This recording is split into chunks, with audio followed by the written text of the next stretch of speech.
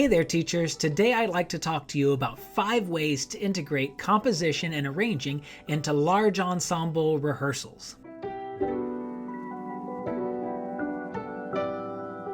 Engaging your students with composition and arranging is such a powerful tool for student empowerment. They learn that music is not something that's set in stone, but something that they can manipulate and change to express themselves. And the best part is, all those scales and chords that we want them to learn, well, now they've got so much more incentive to do it because these things aren't just boring technique. They're also tools they can use for self-expression. When we think about the modern composer, we're often thinking of music notation software. And while that's wonderful, you don't need music notation software to get your students started with composing. It can be as simple as handing them out old-fashioned staff paper. Now you can buy this at stores or print it online, but it's cheap, it's easy, and it's powerful.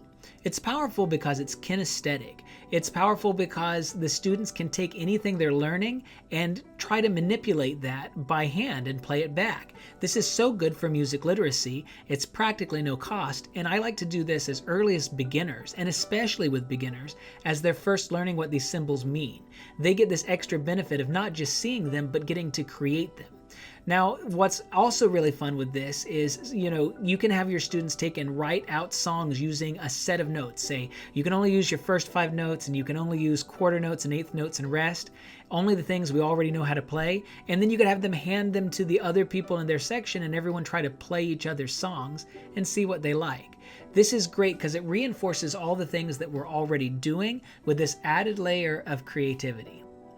So another activity that's really powerful is to have students take songs you're playing and create theme and variations. So they play the song, but then they change some of the rhythms or some of the pitches, and then experiment with that. What's wonderful is this is a real form of composition that you can use to teach about classical forms, but also it starts to help them see what they're doing in class, again, as being mutable, as being changeable. So pretty much all large ensemble instructors use scales as a part of their warm-ups.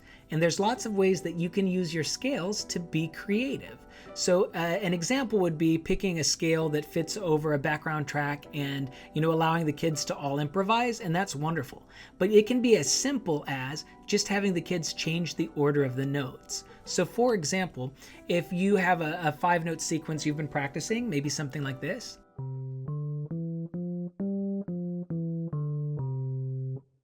And then you say to kids, well, hey, that was a great sequence of notes. What if we put them in a different order? Come up with an order. And maybe a kid raises their hand and says, well, let's try 3, 4, 5, 1. So you go, okay, figure out what that is. And then you play it together.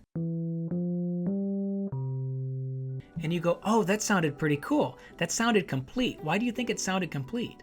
And a kid might go, oh, well, we ended on the 1, and that's like home base for music. And you see how you can create this cool conversation while still practicing scales and building their technique, but they're seeing these scales not just as something that they have to learn, but as a tool they can use for creativity. So another thing that you might consider is to do function chorales.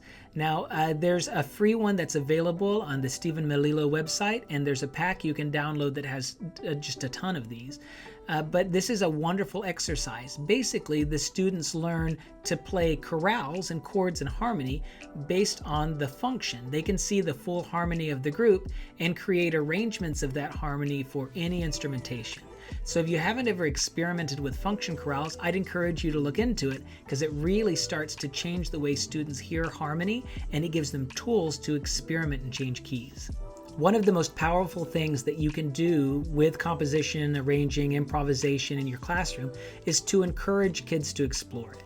And one of the ways you can do that is by recommending to them some free notation software if you see that they have an interest in doing this.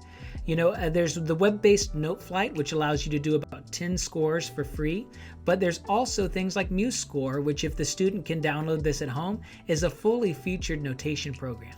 So the students can get started using software and experimenting with more timbres and more types of notation without spending any money whatsoever. It's so powerful for students to start exploring the creative side of music making. It does wonderful things, and even though in large ensemble instruction we have a lot of students at one time and we have a lot of expectations, the investment into creative music making is worth it. It will do wonderful things for your students. And until next time, keep on making choices and keep on being creative.